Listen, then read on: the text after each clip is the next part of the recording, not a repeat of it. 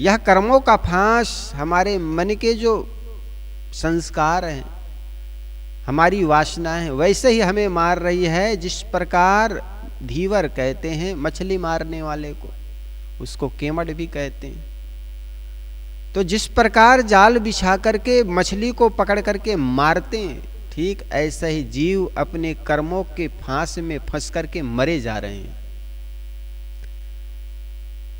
जैसी करनी वैसी भरनी, प्यार मिले या चाटे रे, अब धारण होगा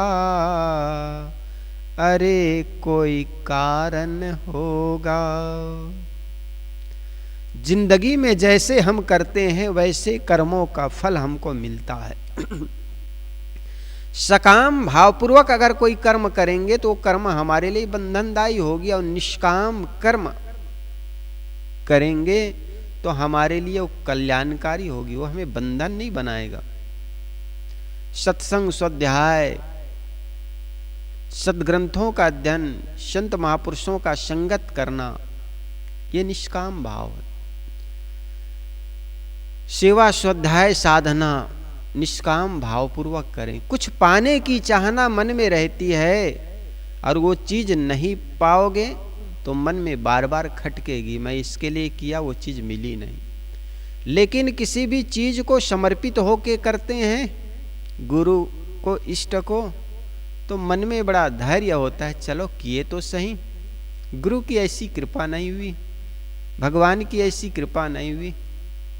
इसलिए ईश्वरवादी जो करते हैं, ईश्वर को समर्पित होकर कहते हैं ना कई बार भगवान की कृपा, इनसे बड़ा संतोष मिलता है उनको। तो वही बात साहेब कहते हैं, कर्म फांस यमजाल पसारा, जस धीमर मछली गई मारा। आदमी कर्मों के जाल में ऐसा फंसता है, जिस प्रकार धीवर मछली को फंसा करके मार डालते हैं, इसी प्रकार जीव अपने कर्मों के वशीभूत होकर के कर्मों का फल भोगता है। जैसी करोगे वैसे फल मिलेगा। इसको बचाने वाला कोई ऊपर वाला नीचे वाला नहीं है। जिसको हम सगुन उपासक के प्रबल पक्षधर कहते हैं, गोस्वामी तुलसीदास जी महाराज, वे भी कर्म सिद्धांत को मानते हुए वे कहते हैं कि निजकृत कर्म भोग शून्य भ्राता, ना काहो सुख दुख कर दाता, निजकृत कर्म भोग शून्य भ्राता। हे भाई, कोई दुख सुख देने वाला नहीं है। जब कहा जाता है, जब वन गमन की ओर गए, अयोध्या नगरी को छोड़ करके चित्रकूट में पहुंच गए, नदी पार करके चित्रकूट में जब पहुंच गए तो वहां पर घास फूस के आसन लगा करके, सैया बिछा करके महाराज राम लेटे हुए, मां सीता भी उसी घास पर बगल में बैठी हुई है, और महाराज लक्ष्मण जो है दरवाजे पर मतलब खड़े होकर पहरे दे रहे हैं झाड़ के नीचे। और जब आदमी क्रोध में होता है ना तो मुख से कुछ आवाज करता है, बड़बड़ाता है। जब अत्यधिक क्रोधी आदमी होता है वो मुख से बड़बड़ाने लगता है, बुदबुदाने लगता है। खड़े खड़े लक्ष्मण क्रोधवश मुख से बुदबुदाने लगे, कुछ कहने लगे। उसी समय केवट राज पहुंच गए, उनको देख करके कहने लगे, लक्ष्मण ये क्या कर रहे हो, क्या बुदबुदा रहे, क्यों क्रोध कर रहे हो, तुम्हारे चेहरे बता रहे हैं। तो लक्ष्मण ने कहा, देखो कल तक जो राजसैया में सोते थे उनको ये घास फूस में सोना पड़ रहा है इस जंगल में। कल जो राज सिंहासन में बैठते थे इनको ये घास फूस के सिंहासन में बैठना पड़ रहा है। ये माँ कैकई और पिता की ये गलत सोच का परिणाम है। अगर वे उनके महाराज राम को वनवास ना निकालते थे, घास की सैया में क्यों सोना पड़ता, ये घास के सिंहासन में क्यों बैठना पड़ता। जो कल तक सिंहासन में बैठते थे, सुंदर राज सिंहासन में सोते थे, उनको आज घास नसीब हो रही है। बड़ा ऊंचे स्वर से वे कह रहे थे, आपस में बात कर रहे थे। इन दोनों की बातों को महाराज राम सुन लिए और पास में बुलाए। आखिर सीलवान थे, बड़े भाई की सेवा में आए हुए थे, आपस में बात कर रहे थे। महाराज राम ने जब बुलाया तो दोनों पास गए और हाथ जोड़कर कहने लगे कि भैया आज्ञा कीजिए। कहे लक्ष्मण, तुम मेरे कर्मों का दोष मां कैकेयी और पिता को दे रहे हो, ये गलत है। जो कुछ हमें मिलता है वे हमारे कर्मों का परिणाम है। उसी समय उन्होंने कहा, ना काहू सुख दुख कर दाता, निजकृत कर्म भोग सुनि भ्राता। अब ये कबीर सिद्धांत वाले कहे तो लोग कहते हैं नहीं, कर्मों का फल, कर्म तो जड़ है, उसमें उनका फल कैसे मिलेगा। वो तो चेतन कोई भगवान है जो कर्मों का फल देता। अब गोस्वामी तुलसीदास जी स्वयं कह रहे हैं, इतने बड़े मूर्ति पूजा के पक्षधर होते हुए वे कहते हैं, भगवान के पक्षधर होते हुए कहते हैं, ना काहू सुख दुख कर जाता, निजकृत कर्म भोग सुनि भ्राता। महाराज राम के मुख से कहलवाते हैं, महाराज राम कहते हैं। और हम तो कहे चले जाते हैं कि कर्म कैसे भी हो उसका फल भगवान देते हैं। और गोस्वामी तुलसीदास जी एक जगह दूसरी जगह कहते हैं, उमा कर्मों का फल को कहे तर्क बढ़ावे शाखा, होई है सोई राम रचि राखा।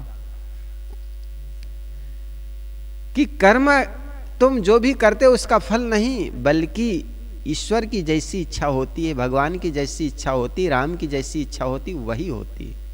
को कहे तर्क बढ़ावे शाखा, होई है सोई राम रचि राखा।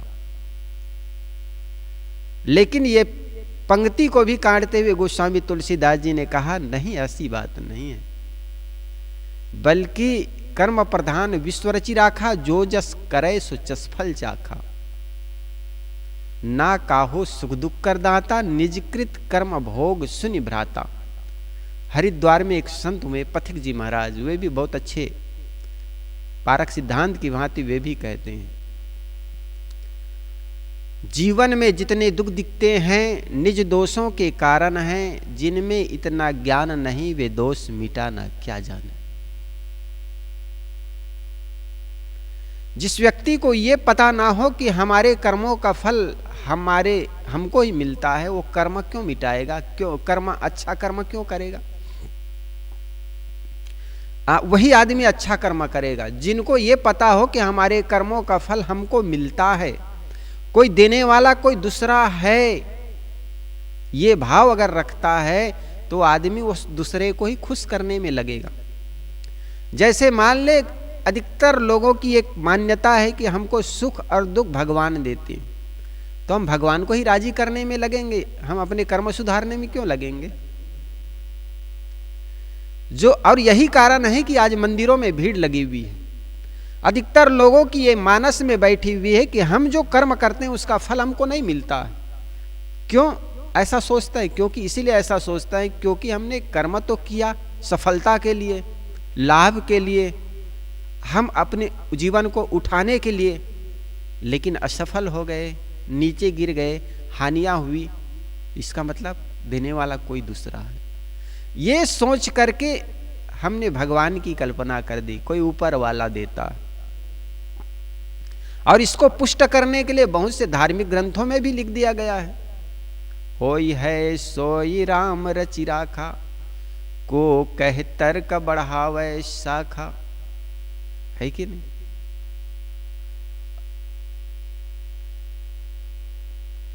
और एक जगह और गोस्वामी तुलसीदास जी ने कहा है, सत्य भूल रहा हूं वो पंक्ति, तो कहने का मतलब हम जब जब ये मानते हैं कि हमारे कर्मों के हिसाब से फल नहीं बल्कि ऊपर वाला देता है अपने विचारों के अनुसार, तो हम केवल ऊपर वाले को खुश करने के लिए लग जाते हैं। और यही कारण है कि आज मंदिरों में भीड़ लगी हुई है।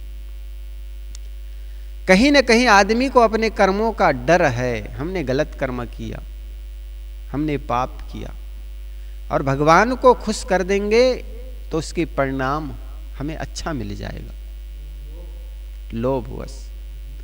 और यही कारण है कि जब प्रदीप शास्त्री जैसे लोग कहते जीवन में जितने भी पाप किए हो, अगर जीवन में कुछ पढ़ाई भी नहीं किए हो, लेकिन शिवलिंगी में एक बार जा करके 21 दिन तक पानी डाल करके घी, शहद और बेल पत्र चिपका दोगे तो पास हो जाओगे। तो वहां पर भीड़ लग जाती है। कारण क्या है? क्योंकि हम अकर्मण्य हैं, हम कर्म नहीं करना चाहते, मेहनत करना नहीं चाहते, और केवल भगवान को खुश करके पास होना चाहते हैं, या लाभ पाना चाहते हैं, या व्यापार में उन्नति करना चाहते हैं। कभी ऐसा कोई हो तो समाज का कितना पतन होगा, जरा सोचो।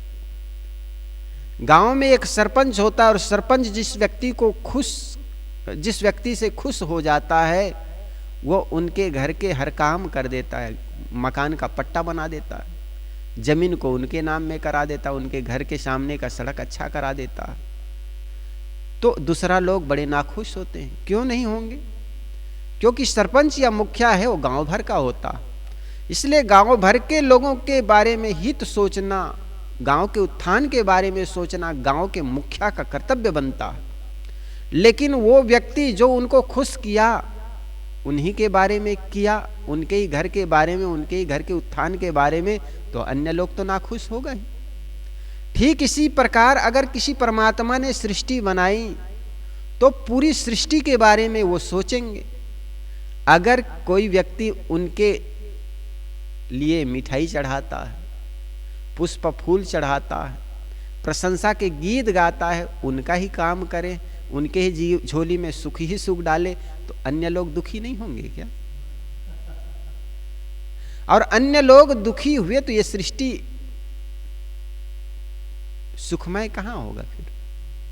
अन्य लोग को दुख करके किसी एक व्यक्ति को के जीवन में के झोली में सुख डाल दे तो अन्य लोग तो दुखी होंगे, अन्य लोग तो शिकायत करेंगे ही।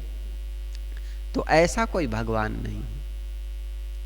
और ऐसी सोच के कारण ही आज पाप करने वालों की संख्या बढ़ती चली जा रही है। क्योंकि लोग कहते हैं दिन भर पाप करो और एक अगरबत्ती से साफ करो। इन्हीं लोगों की भीड़ बढ़ गई है। जीवन में जितने पाप नहीं किए, एक बार गंगा नदी में जाकर स्नान कर लोगे, ऐसे कहने वालों ने या ऐसे ग्रंथों के कारण लोगों के कर्म क्षेत्र में शिथिलता आई। उन्होंने सोच लिया हम चाहे जैसे कर्म करें, सुबह शाम अगरबत्ती से साफ कर लेंगे, जाकर के एक बार गंगा स्नान कर लेंगे, साफ हो जाएगा। एक फलाना मंत्र जाप कर लेंगे, हमारे पाप कर्म मिट जाएंगे। ऐसे लोगों की धारणा है, और इस धारणा ने इस देश के लोगों को पाप करने वालों की संख्या बढ़ा दी। तो ऐसा नहीं है कि आप जैसा कर्म करो और भगवान वो कर्मों का फल मिटा देगा, ऐसा नहीं है। वही तुमको मिल रहा है जो कि पहले से किए हो, उसी का फल सामने है, शुभ अशुभ जो कुछ किए हो। जो कुछ आपने पहले जो किए हैं, सुबह किए हैं, कल किए हैं, परसों किए हैं, 2 वर्ष पहले किए हैं, उन्हीं का परिणाम आपको मिलता है। किसी संत ने कहा 4 वेद 6 शास्त्र में बात लिखी है 2, सुख देने सुख हो तो है, दुख देने दुख होए। तो जीवन में जैसा कर्म करेगा वैसा फल देगा भगवान। ये है गीता का ज्ञान। हमारे कर्म हमको दुख और सुख देता है। भगवान, अपनी आंखें भगवान की आंखें हैं। कोई आदमी सागर के गहराई में जाकर के या बंद कमरे में या जंगल में जाकर गलत कर्म करे और ये सोचे यहां पर कोई नहीं है, लेकिन वहां पर आप तो हैं, आपकी आंखें तो हैं, आपका मन तो है। दुनिया के लोगों से आप कर्म छुपा सकते हैं, लेकिन अपनी आंखों से आप अपने आप को छुपा नहीं सकते। इसलिए संतों ने कहा आपकी आंखें भगवान की आंखें हैं। कोई आपको किसी के घर गए, उनके घर से चुपके से कोई चीज उठा लिए, आपको कोई देखा नहीं, आपको किसी ने कहा भी नहीं, आप उठाकर घर आ गए, लेकिन जो आपने उठाया वो मन आपको बार बार कचोटेगा। सुबह उठेंगे, वो आदमी आपके दरवाजे पर आया, यद्यपि उस चीज के बारे में पूछने नहीं आया, वैसे मिलने चले आए, तो आपको धन से तुरंत वही बात याद आएगी, अरे वो चीज उठाकर आया हूं, ऐसा तो नहीं पूछने आया हूं। जब उनके बच्चे को देखोगे तब ख्याल आ गया, अरे इस व्यक्ति के घर मैंने अमुक चीज को उठाया था। तो आपने चोरी तो एक बार की, लेकिन उस चोरत्व की जो सजा है आपको बार बार मिलेगा, और जिसके चलते आप अपने को बार बार कचोटेंगे। क्यों? क्योंकि आपने उठाया, आपने देखा, आपका मन आपको जानता है, कोई परमात्मा ने नहीं देखा है। इसलिए आप चाहे जो भी करते हैं उसका फल आपको मिलता है। दुनिया की अदालत कचहरी, बाहर की अदालत कचहरी आपको न दे पाए सजा, लेकिन अंतरात्मा की जो कचहरी है उसको कहते हैं भगवान के न्यायालय, प्रकृति का न्यायालय। वो आपको क्षमा नहीं कर सकते, आपको भोगना पड़ेगा, आपको सजा देगी प्रकृति के न्यायालय। बाहर के न्यायालय से तो आदमी बच जाता है, बाहर के थाने से,